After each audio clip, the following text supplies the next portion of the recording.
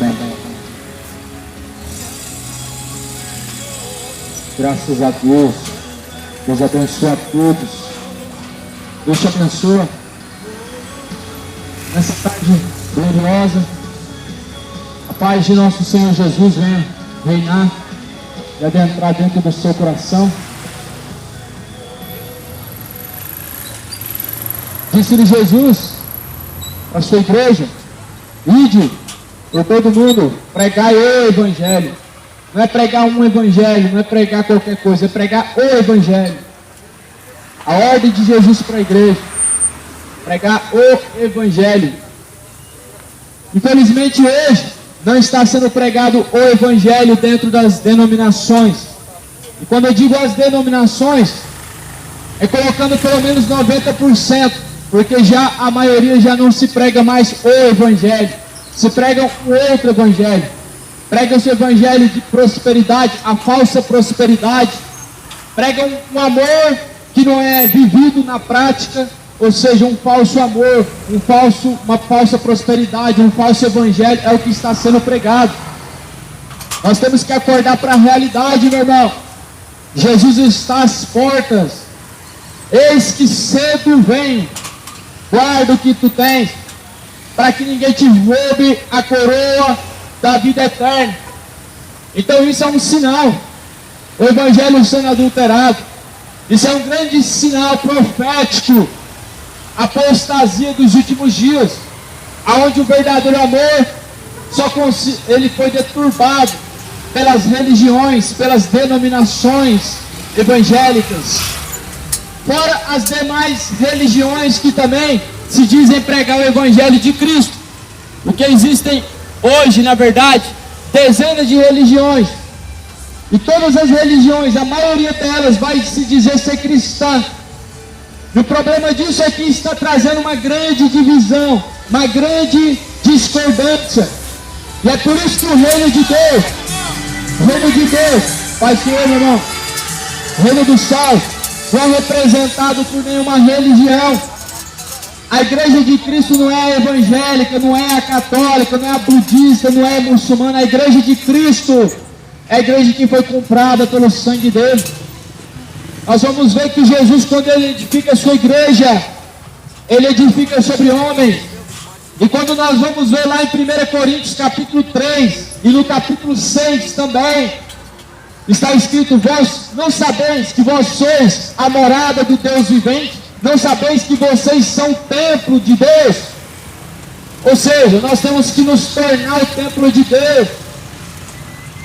Não são todos que podem se chamar a morada de Deus, porque infelizmente muitos já são moradas de demônios. Infelizmente muitos se tornaram morada de demônios. Mas o que Deus quer é que nós venhamos a ser a sua morada. É o que Deus todavia Ele quer. Que nós, esse corpo aqui, a qual essa matéria-prima foi criada por Deus, que venha a ser a morada santa de Deus. Que esse corpo, essa matéria-prima que foi feita por Deus, possa ser a casa de Deus, possa ser a igreja de Cristo edificada sobre esta terra.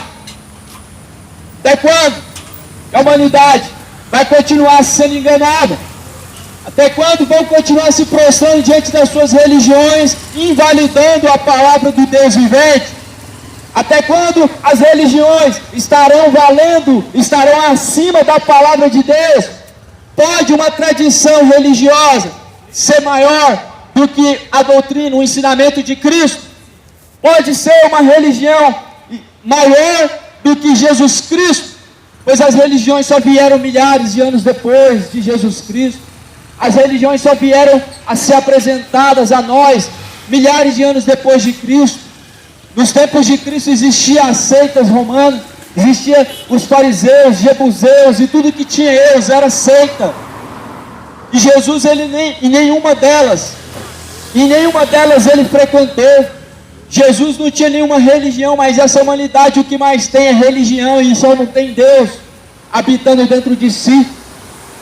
Então, essa palavra poderosa que vai nos guiar para chegar até Deus, é essa palavra poderosa que vai nos instruir para que nós possamos conseguir chegar até Deus. Que palavra? A Bíblia Sagrada é a palavra de Deus. Não existe um outro testamento de Jesus Cristo, o livro dos Mormons, não existe. Só existe um livro verdadeiro e sagrado que é considerado a palavra de Deus, e é a Bíblia Sagrada. Não é o Corão que é a palavra de Deus, mas é a Bíblia Sagrada. Porque o Espírito de Deus, ele testifica, ele confirma todas as coisas, ele ensina. E é por isso que nós temos tanta certeza, e eu tenho tanta certeza desse Deus a qual estou pregando e desta palavra a qual estou aqui anunciando agora. É por isso, porque a palavra do Senhor, ela não é somente um papel, não é apenas letra. Paulo falou, a letra mata, mas o Espírito vivifica. Sabe o que significa isso? Essa palavra, sem ter o Espírito de Deus dentro de nós, ela é apenas letra e ela pode te matar. Uma pessoa que não tem o Espírito de Deus lendo essa palavra, ela pode ser como um instrumento, como uma arma para perdição, porque vão se tornar somente letras. E aí é o que acontece hoje. Muitas pessoas hoje, não tendo o Espírito de Deus e nem tampouco temendo a Deus, vão ler a Bíblia. E quando lê a Bíblia, interpreta da forma que quer. Como eu sempre costumo dizer, tem muitas pessoas nos dias atuais que tentam justificar o uso da tatuagem, dizendo que Jesus tem uma tatuagem na coxa direita. Isso é o que está escrito em Apocalipse. E na tua coxa direita está escrito Rei dos Reis e Senhor dos Senhores. Mas são homens que querem defender os seus prazeres, os seus pecados, usando a Bíblia. Então é isso que significa: a letra mata, mas o Espírito vivifica. Para que essas letras venham ter vida na nossa, sobre nós, para nos salvar, nós temos que ter o Espírito de Deus habitando dentro de nós, porque a promessa de Jesus é: e Ele vos ensinará, e Ele vos guiará em todas as coisas, e vos fará lembrar. Essa é a promessa do Espírito Santo, a qual Jesus ele deixou antes da sua partida para o reino de Deus, para os céus, para a morada celestial. A promessa de Jesus era que nós não ficaríamos só, não ficaríamos órfãos, teríamos o Espírito Consolador de Deus, o qual nos ensinaria e nos guiaria. Então é esse Espírito que testifica a veracidade de todas essas palavras e de todas estas doutrinas que se encontram escrito na Bíblia. É o Espírito de Deus que testifica dentro de nós e nos faz ter a certeza de que essa palavra não é apenas letra, porque a letra mata, mas o Espírito vivifica. E assim eu quero, olha o que diz em Filipenses, eu quero ler em Filipenses capítulo 1, eu acho um versículo muito maravilhoso.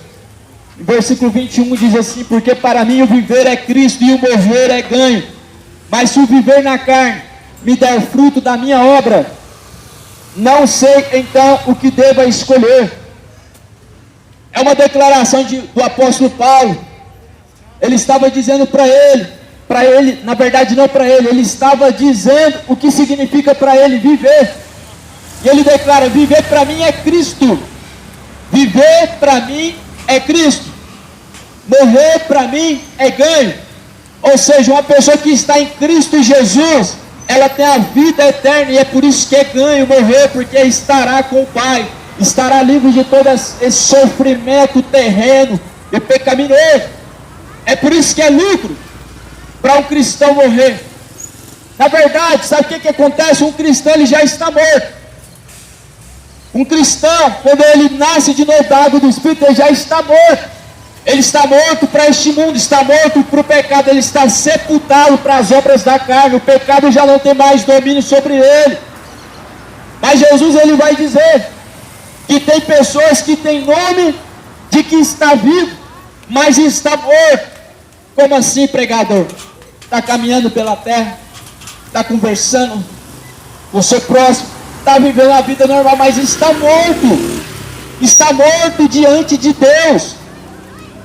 O que Jesus, o apóstolo João, estava dizendo em Apocalipse? Tem nome de que está vivo, mas está morto. É aquilo que o apóstolo Paulo disse em Romanos 6, 23. Porque o salário do pecado é a morte. Olha aí, o pecado ele traz uma consequência, e a consequência do pecado é a morte. Morte física? Sim, mas primeiro vem a morte espiritual. A morte espiritual, ela vem, e é por isso que tem nome de que está vivo, mas está morto. Só que você sabia que um cristão, ele está morto também? Aqueles que estão vivos para o pecado, eles estão mortos para Deus. Aqueles que nasceram, aqueles que em Cristo Jesus são feitas nova criatura, ele está morto para este mundo. Ele não tem comunhão com este mundo. Jesus, ele diz: se odiar a mim, vou odiar vocês também, porque sabeis que deste mundo eu não sou, e vocês também não são. Olha o que Jesus diz.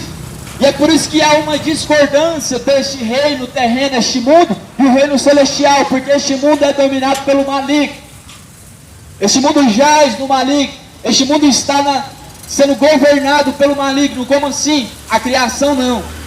A criação foi Deus que criou, mas como o maligno governa através de política, através da televisão, a indústria televisiva, tudo que este mundo há leis.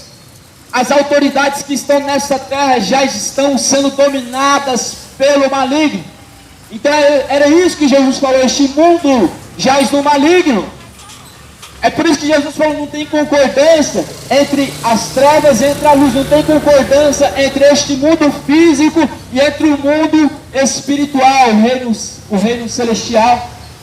Então não tem como um cristão, um pastor, ele querer servir a Deus e estar lá dentro da política. Não tem como ser pastor e prefeito, não tem como ser servo de Deus e presidente, não tem como.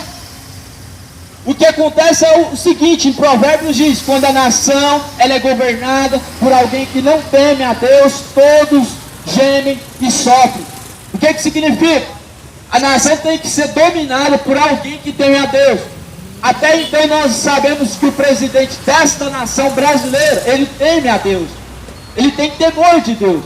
Não significa que é um homem de Deus. Não significa que Deus escolheu e ungiu ele para aquilo, não. Significa que sim, Deus permitiu, foi sim a vontade de Deus, mas Deus não levanta o homem para entrar e adentrar dentro da política, para fazer parte daquela sujeira, daquela corrupção. É isso que significa. As autoridades foram levantadas por Deus, mas as autoridades dos dias atuais não estão sendo dirigidas no temor de Deus. As autoridades terrenas não estão sendo dirigidas conforme o temor, a vontade do Deus poderoso. E é por isso que esta nação está sofrendo, é por isso que este mundo está gemendo, sendo dominado pelo maligno. Porque as autoridades foram sim constituídas por Deus, mas elas estão sendo governadas por pessoas que não estão temendo a Deus. Mas antes, estão fazendo tudo o contrário, tudo oposto. A vontade de Jesus Cristo, a vontade do Pai, a vontade de Jesus Cristo o Senhor, estão fazendo o contrário. E é por isso que Jesus, ele diz: viver para mim é Cristo. O apóstolo Paulo, ele diz: viver para mim é Cristo, morrer é lucro. Porque nós estamos vivendo, meu irmão, sobre uma terra a qual vai ser destruída. Nós estamos vivendo sobre uma terra, meu irmão, onde a cada dia o coração do homem se encontra mais malicioso. Nós estamos vivendo o princípio das dores, estamos vivendo dias finais sobre a face da terra. Estamos vivendo ainda não os piores dias sobre a face da terra, mas estamos vivendo o começo desses piores dias sobre a face da terra. Por isso que há uma necessidade que nós estejamos firmados em Cristo Jesus o tempo todo. Em Efésios capítulo 6, Jesus, ele vai nos ensinar através de Paulo, dizendo como que nós vamos resistir os dias maus sobre a face da terra. Paulo, ele fala em Efésios capítulo 6, revestivos de toda a armadura. Nós temos que nos revestir das armaduras que lá estão escritas nas Escrituras. São armaduras espirituais.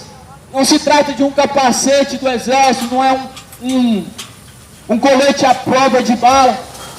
Mas essas armaduras espirituais, você e eu, nós adquirimos ela quando nós temos comunhão com Deus, na oração, no jejum, na leitura da palavra e na vigilância. Porque não adianta somente você buscar a Deus assim, dessa forma.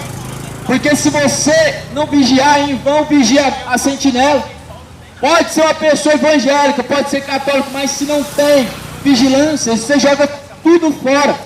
Toda a perseverança, todo o esforço, todos os dias que congregou, todas as obras de caridade, não vão valer de nada, se você não tem temor, a obediência a essa santa palavra.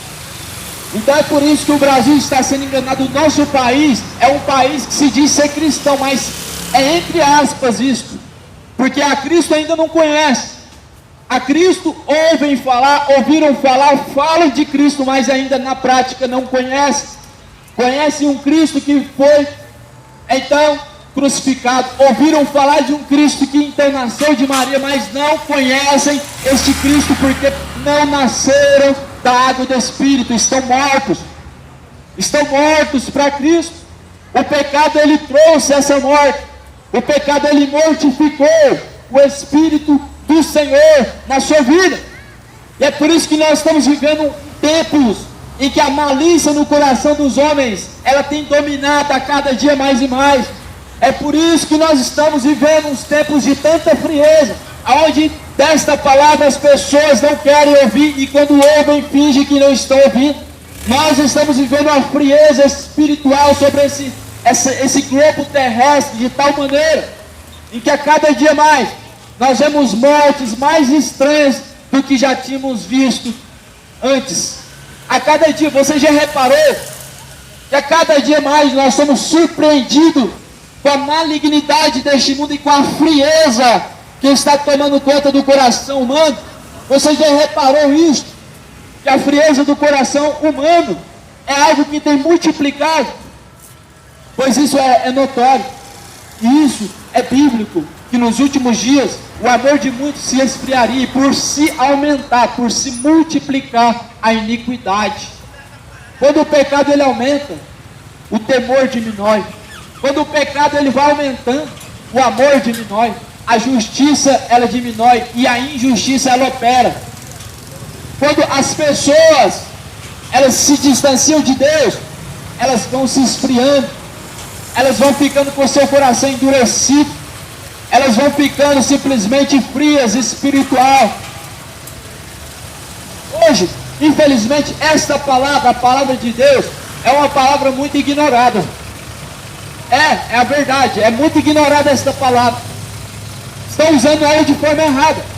A forma qual era para ser usada esta palavra, era colocando ela em prática no dia a dia. Mas sabe como que estão usando ela hoje? Anda com ela para baixo e para cima, mas não conhece. Coloca em cima do painel do carro aberto em Salmo 91, mas não sabe como adquirir desta proteção, a proteção do Salmo. Ouvem, mas não conhecem. Usam, mas de forma errada, como amuleto. Então nós estamos vivendo uma deturbação do Evangelho. Por quê? Porque não estão pregando em cima dos púlpitos a verdade por completo. Hoje estão escolhendo uma parte do Evangelho para pregar e pregam só por parte. Não pregam o Evangelho por completo, não pregam o Evangelho 100% como era para ser pregado. Olha para você ver o que estão deixando de pregar do Evangelho. O Evangelho é amor? Sim, é amor. O Evangelho é justiça? Sim, é justiça. O Evangelho tem correção? Tem sim correção. Da parte de Deus, é claro. Por isso que essas escrituras estão na nossa mão. Por isso que elas foram inspiradas por Deus. Sabe o que diz?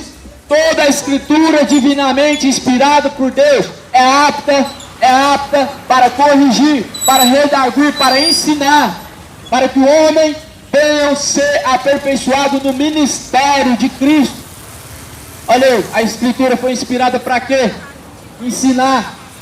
Ensinar o quê? Ensinar o caminho verdadeiro para chegar até o Pai. Ensinar o quê? Ensinar como que se faz para desfrutar da salvação e para conseguir vencer o pecado nessa terra. E a exortação para quê? Correção da parte de Deus, para que você possa se corrigir e assim possa estar perfeito diante do Pai. E o consolo nos dias maus, mas Deus vai consolar o filho rebelde? Não vai. Deus vai consolar aquele que está sofrendo pelo Evangelho. Deus vai consolar aquele que por Ele está dando a vida e por Ele está sofrendo. É esses que então tem que ouvir a palavra do consolo. Mas hoje estão consolando uma pessoa que está na perdição do pecado. Hoje, uma pessoa que está na bebedice, ela quer ouvir uma palavra de consolo. Hoje, uma pessoa que está sofrendo porque está traindo, porque está roubando, ela quer ouvir palavra de consolo. E não é isso o correto. O correto é ouvir correção da parte de Deus. Correção. Deus, ele tem essas três qualidades. Porque Deus é Pai. Se Ele é Pai, olha só quais são as três qualidades que Ele tem. Ele ensina, Ele corrige e Ele consola. O Espírito do Senhor é esse consolador. Quem nos ensina é o Espírito Santo. Quem nos corrige também é o Espírito Santo. Então Deus, Ele tem essas três qualidades. Uma pregação tem que ter essas três qualidades. Tem que ter a correção primeiro, tem que ter o ensinamento verdadeiro primeiro. E se você estiver passando por aflição, vem por esta palavra, Deus, Ele vai te consolar. Mas se você estiver passando por problema por causa do seu pecado, aí só tem uma forma de você escapar disso: se arrependendo. Não é palavra de consolo, não é palavra de como que diz, massagear o ego que vai resolver o problema. A pessoa que está no pecado, ela tem que ser corrigida e ela tem que se arrepender do seu pecado para que possa alcançar o dom gratuito de Deus, que é a vida eterna.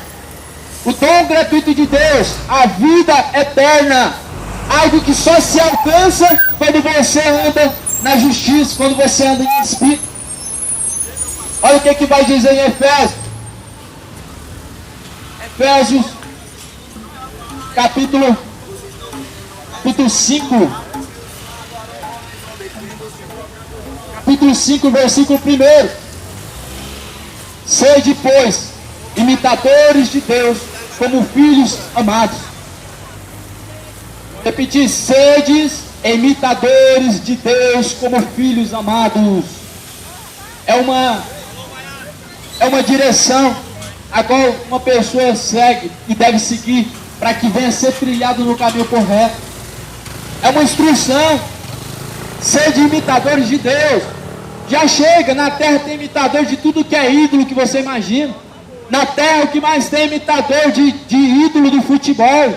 Tem imitador da música, do ídolo da música, da novela, do cinema. Mas a Bíblia diz: sedes imitadores de quem? De Deus. De Deus. Não é do Neymar não. Não é da Anitta também não. São ídolos. A idolatria é um pecado terrível e maligno que é encontrado hoje no futebol, que é encontrado hoje na indústria da música, a indústria da televisão, no modo geral artística. A idolatria é algo que está presente neste mundo. Acorda para a realidade. Essa palavra está sendo pregada somente para alertar. Muitos dos que ouvem hoje essa palavra estão ouvindo somente para serem avisados, para no último dia falar que não ouviu. A grande realidade é essa. Muitos dos que estão ouvindo somente estão ouvindo para ser alertados. Ou seja, eu somente estou lavando a minha mão. Eu somente estou lavando minha mão diante de Deus, para que no último dia eu não venha ter culpa do sangue do pecador que desceu à sepultura. Porque a palavra do Senhor em Ezequiel 33 vai dizer que se eu ver que o pecado está dominando sobre a humanidade, se eu ver que vem a destruição e eu me calo e eu não falo nada, aquele sangue daquela pessoa que podia ter sido alertada por mim, eu não alertei, vai cair sobre a terra. Sabe o que acontece? Eu vou ser julgado por Deus e condenado porque eu vi a destruição, eu vi você rolar no pecado e não avisei. Então a Bíblia diz que eu tenho que avisar, eu tenho que alertar, e é isso que eu estou fazendo. Embora seja que nem todos recebem por verdadeira esta palavra qual está sendo anunciada, nem todos recebem como palavra de Deus quando se fala daquilo que amam, quando se fala do futebol, quando se fala da cerveja, quando se fala da música sertaneja, daquilo que o mundo gosta, porque não querem que as suas obras que são más diante de Deus sejam reprovadas diante da luz que é a palavra do Senhor. E é por isso que Jesus ele disse: a luz veio a este mundo, mas os homens rejeitaram a luz, amaram mais as trevas do que a luz que é bendita. Jesus pisou nessa terra, o que ele ganhou? Humilhação, foi crucificado ainda no final e humilhado. Jesus é a luz que desceu neste mundo, mas os homens quiseram fazer sua própria vontade, preferiram o pecado, ou seja, amaram mais as trevas do que a luz. Então hoje, a palavra, quando é pregada na rua, é para alerta. Quem que fez isso nos tempos antigos? Noé, ele fez isso. Noé foi o pregador do dilúvio. João Batista, o que ele fez? Ele preparou o caminho para o Senhor pisar na terra e reinar. O que o ministério de João também foi esse: alertar a todos, pregar que se arrependessem, que se consertassem, a voz do que clama no deserto, endireitai os vossos caminhos.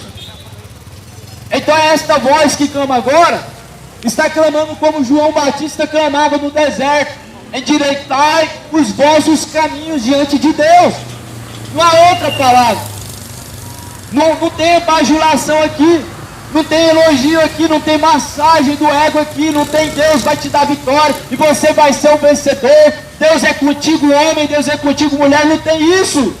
O Evangelho é o poder de Deus para a salvação daquele que crê. Mas quando você está no pecado e você é bajulado, aí não tem salvação, aí tem engano, aí tem mentira, aí você está sendo massageado o ego. Mas quando você está no pecado, aí vem a palavra do Senhor sendo pregada para que você se corrija e se conserte. Aí tem o amor e tem a graça de Deus sendo manifesta. A graça de Deus é isso: querer te poupar e te poupar da condenação do inferno. A graça de Jesus ela se manifestou na cruz para isso, para que o pecador ele venha se arrepender e ele possa alcançar o dom gratuito de Deus, que é a salvação, a vida eterna em Cristo Jesus. Então é isso que é graça. Graça hoje não é permitir você permanecer no pecado e ficar no pecado e depois vai ficar no bom lugar.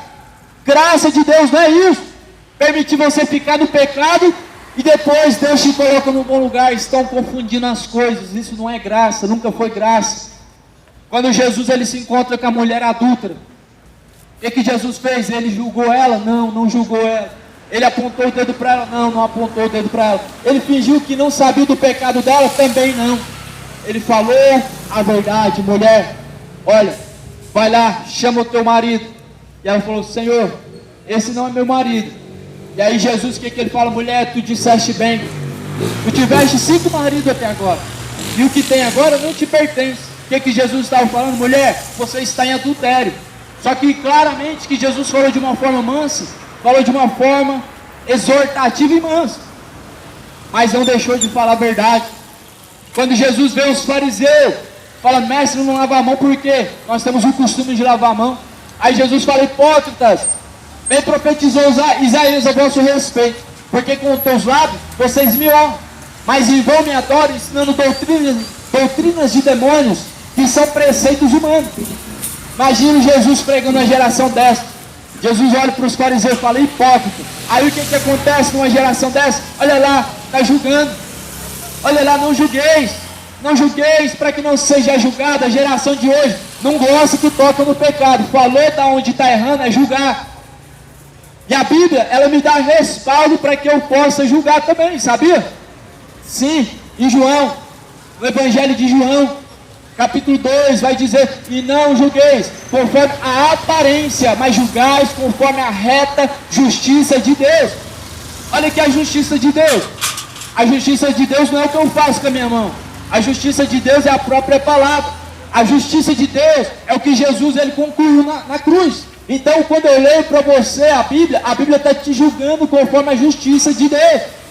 Olha o que Jesus fala: eu não vim neste mundo para julgar os homens, mas vim para salvar os pecadores arrependidos. Mas há um que o há de julgar no último dia. Jesus falou, tem um que vai te julgar no último dia. Tem um que vai julgar o seu pecado no último dia. Sabe quem que Jesus falou? Essa palavra, a qual tem sido anunciada. Esta palavra, a qual foi deixada na terra. A palavra de Deus, justamente ela. Justamente a palavra do Senhor que vai nos julgar no último dia.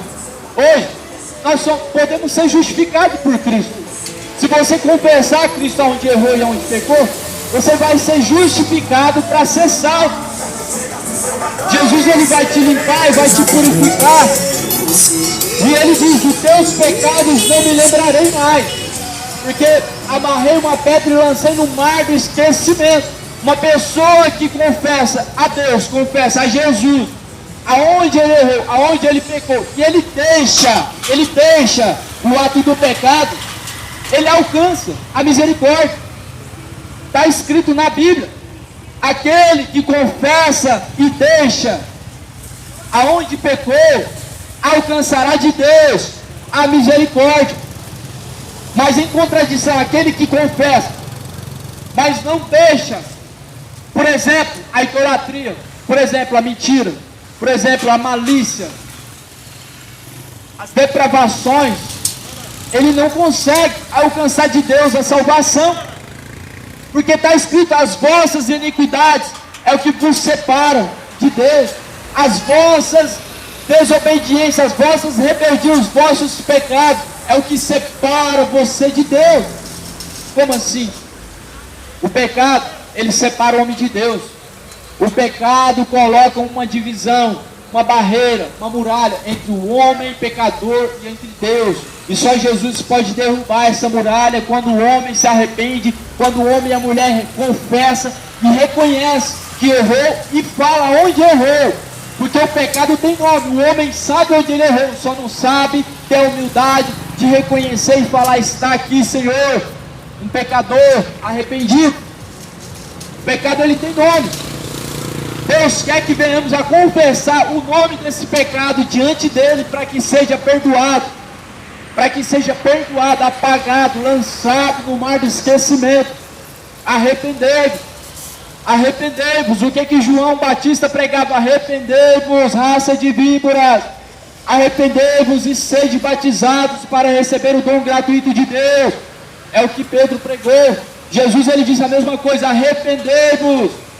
O evangelho, todavia, foi pregado por discípulos, por apóstolos, foi pregado por Jesus, e eles diziam, arrependei-vos. O que significa isso? Nós temos que nos arrepender de nossos pecados, aonde nós falhamos diante de Deus.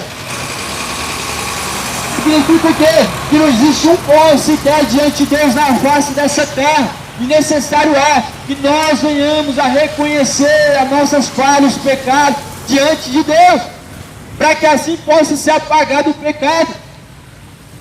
O que você acha que te espera, meu irmão? O que você espera ao findar dessa vida? Qual que você pensa que vai ser o seu destino? Você pensa que Deus, ele vai ser negligente, vai ignorar onde você errou, vai ignorar o seu pecado? Você pensa que Deus é ignorante? Uma coisa Deus é amoroso, mas uma coisa Deus não é ignorante. O pecado está ali, Deus, ele vê. E o que Deus espera é que deixe a prática do pecado, que deixe a prática pecaminosa, que deixe as idolatrias que estão espalhadas sobre a face da terra de diversas formas. E como eu citei, uma das maiores, eu vou dizer a maior idolatria hoje é o futebol. Não tem como falar que Deus, ele anda com o evangélico torcedor. Não tem como, porque não existe concordância entre este mundo.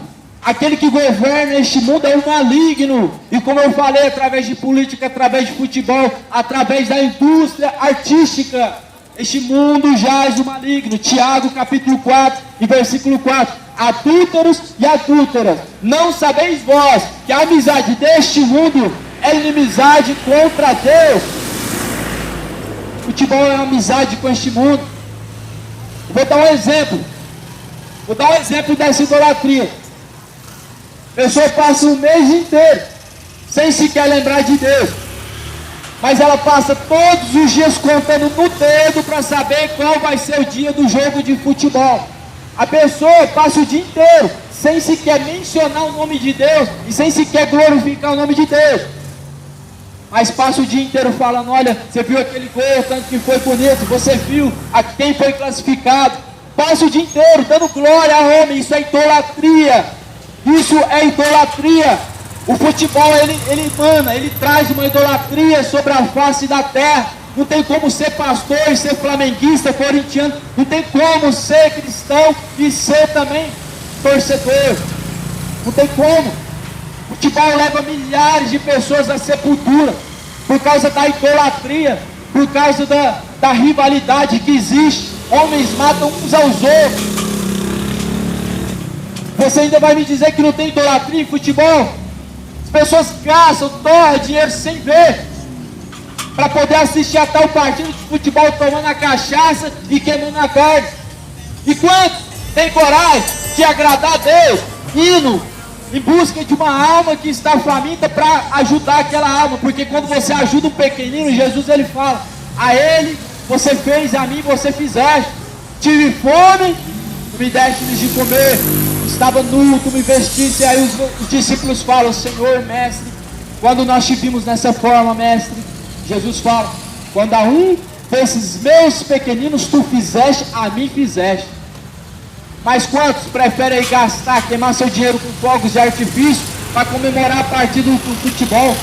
Quantos preferem ir fazer apostas para poder acertar e ver qual que é o time que vai ganhar, mas não tem coragem de ajudar alguém que necessita? Estão negando fazer aquilo que é agradável a Deus, e estão honrando ao maligno, Deus deste século. Satanás está sendo honrado mais do que a Deus, pela própria criatura que Deus fez.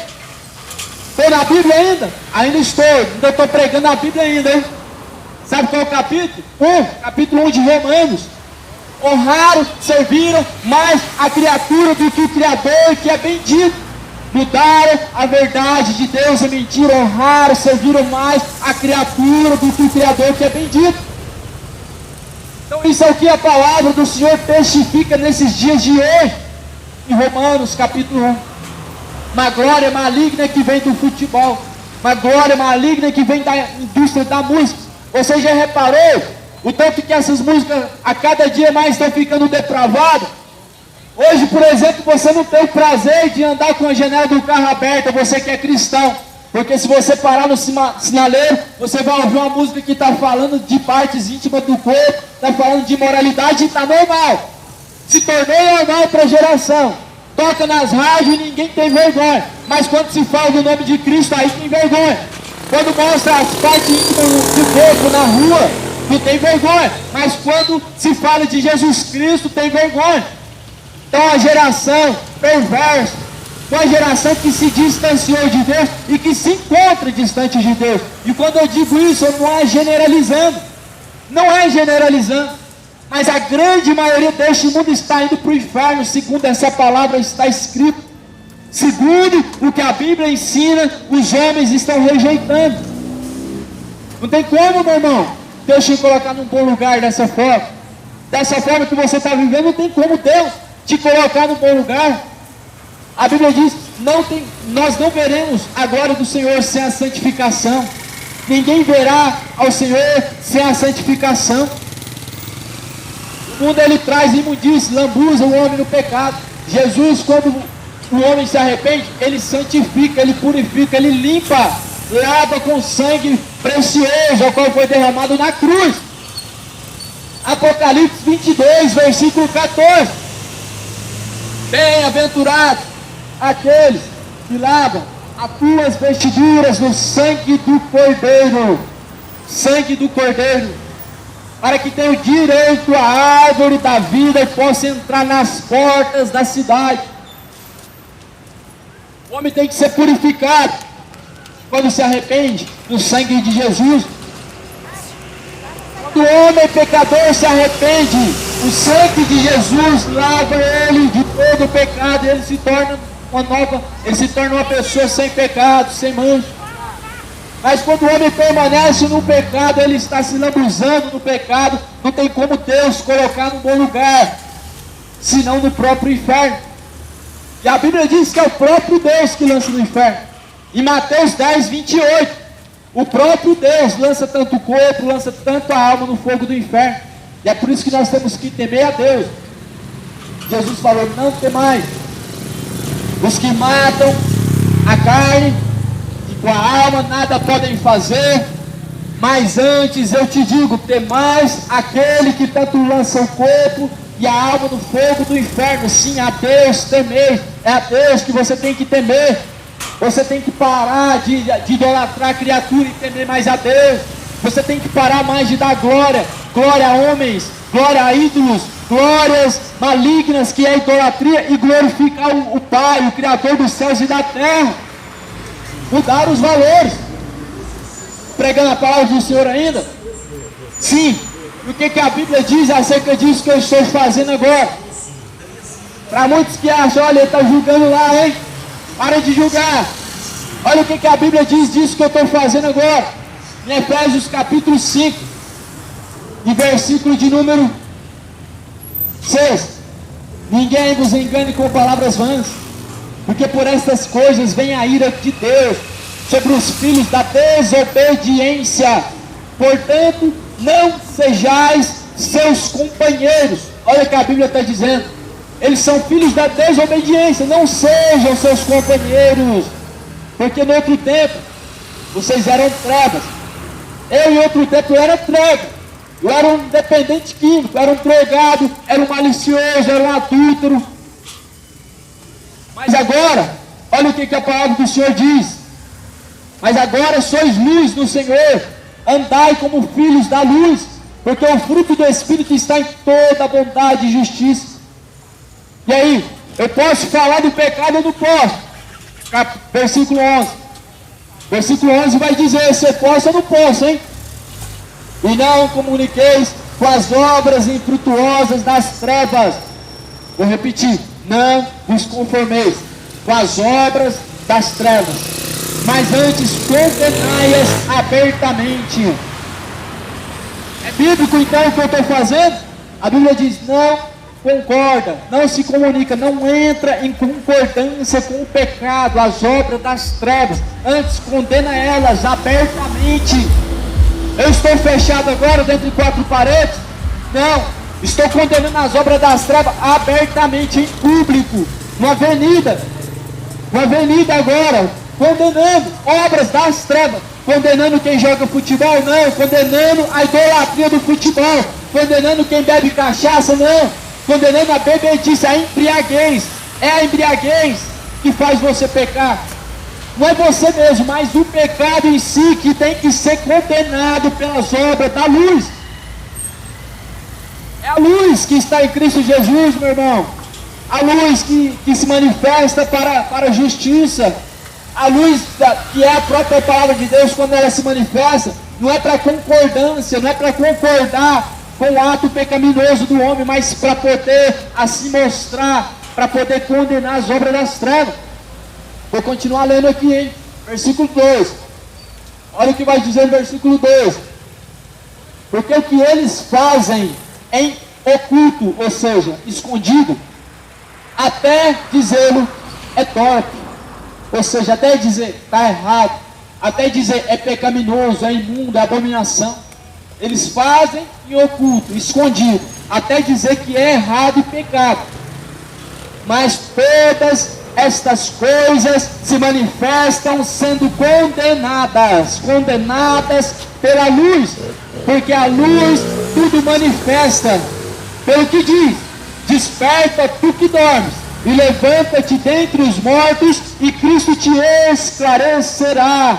Cristo te esclarecerá. Então é isso que está acontecendo agora. A pregação do Evangelho é para julgar? Não é para julgar. Embora seja que quando se fala de pecado, é a luz é como se fosse uma lanterna no meio de uma escuridão, procurando um objeto que se havia perdido, e aí quando a luz já aponta naquele objeto, aí aquele objeto que estava em oculto, ele é achado. Assim a Bíblia diz: o pecado ele fica escondido. O pecado ele fica em oculto. Você vive e acha, não tem nada a ver uma cervejinha não, não tem nada a ver uma mentirinha pequena não tem nada a ver isso, não tem nada a ver aquilo. E a Bíblia diz que fica em oculto o pecado somente até o momento em que é pregada a palavra dizendo é errado, é pecaminoso, é abominável. Então é por isso que o Evangelho tem que ser pregado. É por isso que a mensagem do Evangelho ela tem que ser pregada. Tem que ser pregada. A pregador é dentro da igreja que tem que pregar. A Bíblia diz isso aonde? Jesus ele diz isso aonde? Os discípulos pregaram aonde? Jesus pregou aonde? Qual que era o nome da igreja de Jesus? Qual que era o nome da rua que a igreja que Jesus levantou? Qual que era o nome da igreja de Paulo? Muito pelo contrário. Paulo, quando era Saulo, a Bíblia diz que ele assolava a igreja. Sabe o que ele fazia? Ele entrava dentro das casas, arrastava homens, arrastava mulheres para matar. Ele assolava a igreja estava dentro de casa. Igreja, meu irmão, é um grupo de pessoas. Igreja, meu irmão, não é algo que está escrito igreja, que tem nome de igreja. Igreja é um grupo de pessoas. Pode se reunir na esquina, pode se reunir na avenida. Congregar isso é união. Congregar isso é se unir em nome de Cristo. Pode ser numa esquina, numa avenida, numa praça, numa casa. Não importa. Não importa. Importa que o Evangelho de Cristo seja pregado da forma correta. E quando tiver pecado nessa terra, o pecado tem que ser condenado. O pecado tem que ser exposto diante dos olhos da humanidade, para que caiam na realidade e se despertem. Porque Jesus falou, desperta tu que dorme, e levanta-te dentre os mortos, e Cristo vai te esclarecer, Cristo te esclarecerá. Desperta, meu irmão, desperta, meu irmão. Meu amigo, o tempo está contado no relógio. Sim, o tempo está contado no relógio de Deus. Falta muito pouco, viu? Não temos tanto tempo pela frente, não. O Evangelho será pregado, o Evangelho do Reino, Jesus falou. Olha o que Jesus falou. E o Evangelho do Reino será pregado em todos os cantos na terra. Ou seja, em todos os países na terra, em todos os continentes na terra. E aí virá o Filho do Homem nas nuvens do céu, com poder e com grande glória. Já começou, viu? Fica esperto. Já começou o Evangelho a ser pregado, viu?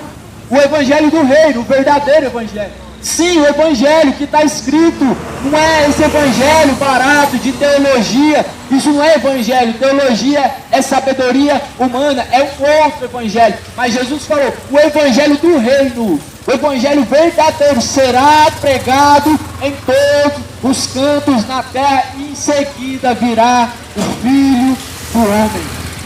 O Filho do Homem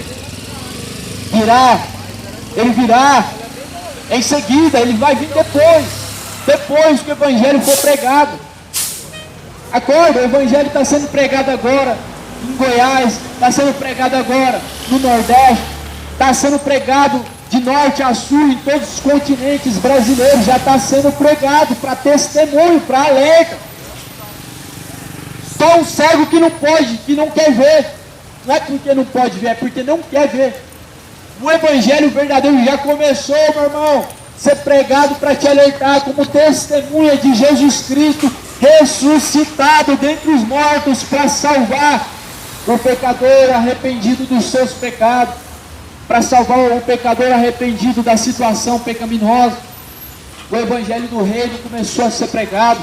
Por isso desperta, desperta tu que dormes, levanta-te do meio dos mortos, desse sepulcro caiado. Sepulcro caiado, Jesus ele falou, muitos, está bonito por fora, mas por dentro é vale de ossos secos, é sepulcro caiado, túmulo de morto. Sepulcro caiado é um túmulo de morto pintado por fora de branco, de cal. Está perfumado? Tá. Está bonito por fora? Tá. Mas o pecado está podre dentro de você e está chegando nas narinas de Deus, causando a ira do Deus poderoso.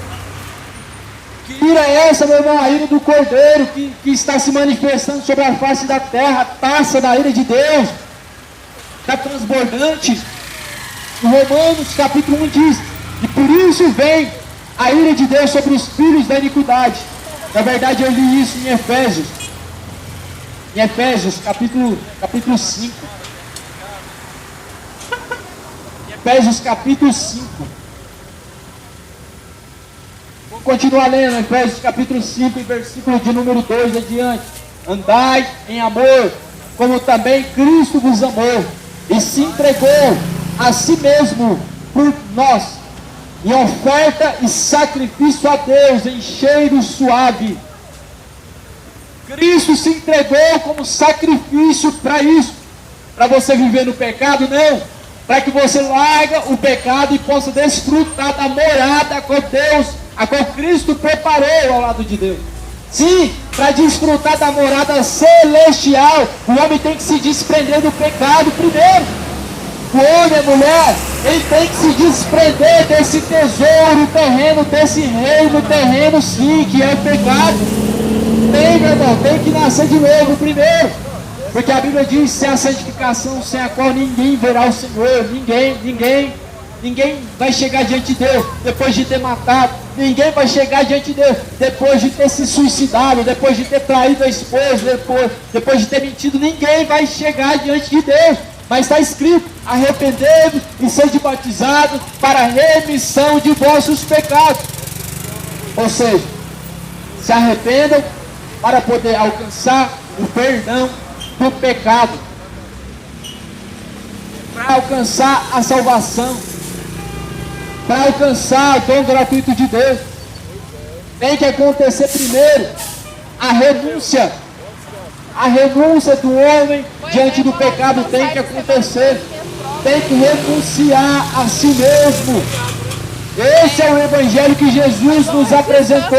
Aquele que quiser vir após mim, negue-se a si mesmo, tome a sua cruz e me siga. Aí terá um tesouro no reino do céu. Aí terá diante de Deus uma morada preparada. Aquele que quiser seguir a Jesus, primeiro, nega a si mesmo. Depois toma a sua cruz. Que cruz é essa? É o crucifixo no pescoço? Não. Tem que andar a pé para a Trindade carregando uma cruz de madeira? Não é essa cruz, meu irmão. Não é essa cruz. Isso é um sacrifício vão, um sacrifício de tolo. Não é esse sacrifício que a Bíblia diz. A Bíblia diz, melhor é obedecer do que sacrificar. Melhor é você andar em obediência à palavra do que caminhar a pé para a Trindade. Melhor você obedecer essa palavra do que você dar oferta em igreja. Melhor obedecer do que sacrificar. É melhor você andar em obediência à palavra do Senhor do que querer agradar a Deus com obras, com dinheiro, com sacrifícios humanos. É melhor. Mas hoje não é isso que se prega. Hoje se prega o quê? Evangelho de prosperidade. Não é a prosperidade que Jesus ensinou, meu irmão. Mostra onde Jesus pregou prosperidade. Mostra qual era o tipo de prosperidade a qual Jesus pregou. Olha a prosperidade que Jesus pregou. Tendo o que comer, beber, onde dormir, e repousar a sua cabeça. Estejais contentes e alegres. Os pássaros deste campo, eles não plantam, eles não estão atrás de colher, mas o Pai, o vosso Pai Celestial, dá a eles o alimento cotidiano. Não são vocês, homens, mais valiosos do que os pássaros do campo? Essa é a prosperidade que Jesus apresentou. Você tem o que comer, tem o que beber, tem onde dormir, mesmo que a casa não seja sua, estejais contentes. Olha que Jesus também diz, não ambicioneis coisas altas, mas acomodai-vos com as simples e humildes. Isso não é palavra minha, meu irmão, isso é o que a Bíblia diz. Não ambiciona ganhar na Mega Sena, não ambiciona ficar rico. A Bíblia diz, não ambicioneis coisas altas, mas se acomodai-vos com as coisas simples e humildes. Com as coisas simples e humildes. Você tem que se contentar com o que você tem que dar graças a Deus pela misericórdia dele, de assim ter te poupado e ter te guardado até aqui. Então, a palavra do Senhor diz que nós temos que buscar em primeiro lugar o reino de Deus. Sim, não é o dinheiro que você tem que buscar, não é a saúde, não é a prosperidade, não é a vida boa nessa terra. Buscai em primeiro lugar o reino de Deus, e a tua justiça, as demais coisas serão acrescentadas. Você não tem que ficar preocupado em perder seu carro, você tem que ficar preocupado atrás de casa, família, não. Você busca a Deus em primeiro lugar, coloca a Deus em primeiro plano, e essas coisas que são demais, que é a saúde, que é o alimento, Deus ele vai te acrescentar através do seu trabalho, através do seu esforço, vai vir a recompensa. Mas muitos estão se matando pela recompensa. Muitos estão colocando seu sangue na recompensa, nas demais coisas que vem da parte de Deus. Acorda, isso nunca foi evangelho, não. O evangelho é o poder de Deus para a salvação. Como que eu vou salvar uma alma? Ensinando para ela a ser gananciosa.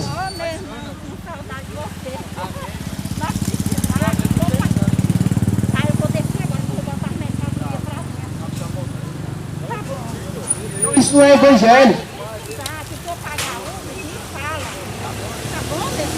O evangelho não ensina ninguém a ser ganancioso, apegado num carro, apegado no dinheiro. E não tem como você falar que tem como ser rico e não ter apego em bens materiais. Não tem como. A Bíblia diz, aonde está o seu tesouro, ali está o teu coração. Ali está o teu coração. O seu tesouro é o dinheiro, é o carro, é a mulher, é os filhos, é a família, é o quê? É ali que está o seu coração. Tem como a pessoa se enriquecer, tem como a pessoa alcançar aquilo que ela almeja, sem colocar ali o seu coração, sem colocar um esforço. Tem que haver dedicação, tem que haver esforço, ou seja, colocou o coração ali. Então a Bíblia diz, aonde está o teu tesouro, ali está o teu coração. Meu irmão, infelizmente muitos, o coração não está em Deus. Infelizmente o coração de muitos não está em Cristo Jesus, está nos bens materiais, está no dinheiro, está na casa, está em alguma coisa, só não está em Deus, só não está em Cristo Jesus. Então a Bíblia é a palavra verdadeira de Deus. Não troca você essa palavra pelo catolicismo romano, não, viu? Não troca você essa palavra por doutrinas humanas, não, viu? Doutrinas humanas, o que é ensinado dentro do catolicismo romano. Procura na Bíblia, você vai ver isso. Procura na Bíblia Sagrada, você vai ver o qual você foi enganado em toda a sua vida. Procura na Bíblia a sustentação para a imagem de escultura. Você não vai ver na Bíblia, em momento nenhum, discípulo fazendo imagem de escultura de Jesus. Você não vai ver o apóstolo Paulo, o qual viu Jesus. Jesus falou, Paulo, Paulo, por que tu me persegues? Paulo não fez a imagem de Jesus, não mandou fazer, não se ajoelhou. Então procura na Bíblia sustentação para o purgatório também, que a alma vai ser purificada entre o céu e a terra. Não tem sustentação para isso. Então não é a tradição religiosa maior do que o ensinamento de Cristo. Não é a tradição mais antiga do que o próprio Deus, o próprio Jesus, que se manifestou na cruz para desfazer as obras do diabo. Nos tempos de Jesus tinha muita imagem de escultura? Tinha. Era com o nome de Maria? Não, era outro nome. Era o nome de João, de homem? Não, eram outros nomes. Passou-se o tempo, religiões trouxeram aqueles costumes para dentro das próprias igrejas, para dentro das próprias religiões, e hoje se tornou tradições que são veneradas, que são idolatradas, são adoradas pelos homens, fazendo com que a ira de Deus venha cair sobre a face da terra. É o próprio pecado do homem, a própria rebeldia do homem, que desperta a ira do Cordeiro, a ira de Deus. Desperta, meu irmão, desperta. Só há um caminho para chegar até Deus. Não é esse caminho, não é tradição de religião e de igreja, mas através de Jesus Cristo, pela sua escritura, a qual foi divinamente inspirada, totalmente inspirada por Deus. A escritura foi inspirada para isso, nos corrigir, nos ensinar, nos consolar, não para ganhar dinheiro. Muitos pastores vão prestar conta com Deus, porque já estão fazendo comércio da fé cristã e da própria palavra do Senhor. Sabe como que fazem da palavra do Senhor o comércio? Fazem dela um produto, transformam ela em produto. transforma ela em um CD, transforma ela numa música, transforma ela numa fé e pega e vende. Isso está em oculto diante dos olhos dos humanos, daqueles que não querem ver. Mas aqueles que a luz do Evangelho resplandece sobre a vida deles, eles conseguem ver, conseguem enxergar a realidade, conseguem ver essa corrupção religiosa, aqueles que foram despertados através do Evangelho. Mas por que muitos estão sendo enganados ainda? Por corruptos, por falsos líderes. Por quê? Porque estão cegos espiritualmente, estão cegos. A palavra do Senhor vai dizer que nos últimos dias, o Deus deste século cegou o entendimento dos incrédulos. O Deus deste século não é Jesus não, meu irmão. O Deus deste mundo, o príncipe deste mundo é Satanás. Ele cegou o entendimento humano daqueles que não creem no Evangelho, daqueles que rejeitam o Evangelho. É por isso que estão acomodados com o pecado, é por isso que estão acostumados com o pecado, é por isso que estão entrando em concordância e não falam nada. Por isso que hoje se tornou tudo normal. Sodoma e Gomorra não estava diferente nem tão pouco distante das práticas que são cometidas hoje. Segundo, a Bíblia diz, eram imorais. Hoje, triplicamente mais imoral essa geração.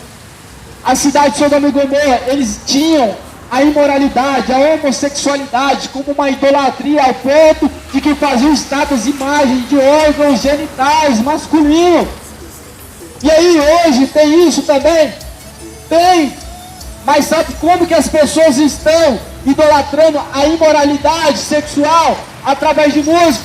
As pessoas amam tanto a imoralidade que vão lá e gravam o CD e fazem o funk. E aí se torna normal, é tocado até nas rádios, é tocado em todo lugar, e a humanidade se acostumou com isso. Nos tempos de Sodoma e Gomorra, a imoralidade, eles faziam objetos da imoralidade, com o órgão genital humano. Hoje não, cantam, faz é cantar.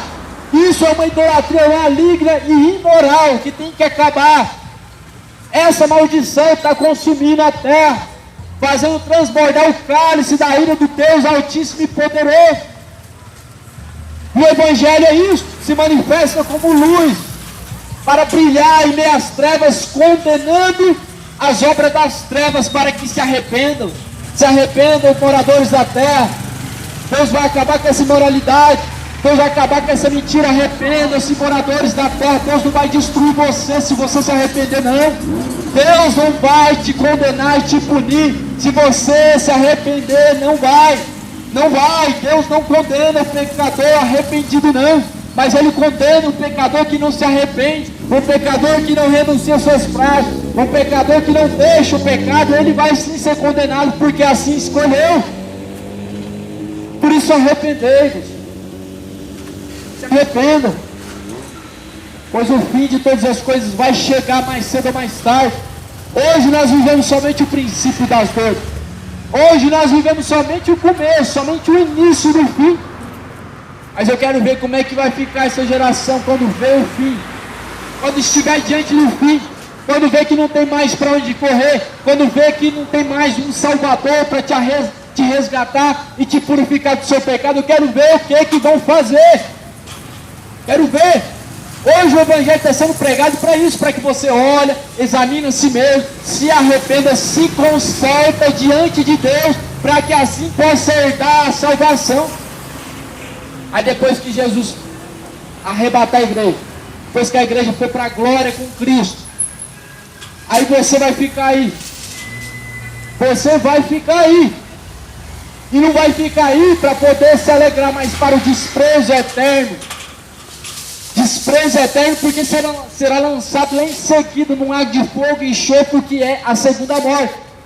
Hoje, a graça de Deus é manifesta na terra quando é pregado o Evangelho, para que o pecador se arrependa e possa herdar a salvação, para que o pecador reconheça o ato do pecado e possa herdar a salvação. Mas sabe o que acontece? O pecador, ele ouve a palavra e ele não dá crédito, ele continua nas suas práticas terríveis de pecado. E aí ele desce a sepultura, ele morre, ele se encontra com Jesus, tanto no arrebatamento como na sua morte. E aí o que acontece? Ele é condenado, porque rejeitou a luz brilhou, a luz veio este mundo, mas eles rejeitaram, amaram mais as trevas do que a luz que é bendita. Então Jesus se manifesta dizendo: se arrepende, se conserta, desperta, tu que dormes, e levanta-te dentre os mortos, e Cristo te esclarecerá. Mas ao contrário, ao invés de assim se despertarem e se arrependerem, fingem que não estão ouvindo e continuam dormindo no pecado, aguardando somente o ato em que a alma ela se descola do corpo e se desprende para ir para uma eternidade. Não espera, meu irmão, esse momento acontecer. Não paga para ver. Não paga para ver, não. Tem muitas pessoas que acham que Deus é bonzinho, não lança ninguém no inferno, não. Deus, se Ele me lançar no inferno, não é por causa disso. Não é